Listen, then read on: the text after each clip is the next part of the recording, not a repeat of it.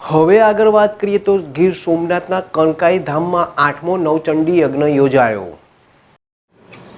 ગીર જંગલ મધ્યે આવેલું કનકાઈ ધામ શક્તિ અને ભક્તિનું પ્રતીક છે। અહીં ચૈત્રી નવરાત્રિ ભાવપૂર્ણ રીતે ઉજવવામાં આવે છે। ખાસ કરીને ચૈત્રી છઠથી આઠમ આમ 3 દિવસ ભવ્ય ઉત્સવ યોજવાય છે। હજારો ભક્તિ અહીં માય દર્શને પધારે છે। ખાસ કરીને હિન્દુ શાસ્ત્રોમાં ચૈત્રી નવરાત્રિ અને એમાં પણ કનકાઈમાં હવન અષ્ટમીનું ખાસ મહત્વ હોય છે। અહીં આઠમનો નવચંડી યજ્ઞ યોજાયો હતો। સેંકડો ભાવિકોએ માતાજીના દર્શન આરતી પૂજન કર્યા, હવનના દર્શન કર્યા અને પ્રસાદ ગ્રહણ કર્યો હતો। શક્તિ પૂજા એ ભારતીય સંસ્કૃતિનું એક મહત્વનું પાસું છે। લશક્તિ એટલે બળ, સમસ્ત લોકોની શ્રદ્ધાનો આધાર એક યા બીજા સ્વરૂપે રહેલી શક્તિ પર અવલંબિત હોય છે।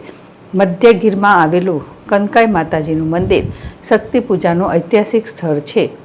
પુરુષ નામધારી સિંગવડા નદીના ઉદ્ગમ સ્થાન પાસે આ કનકાઈ ધામ આવેલું છે।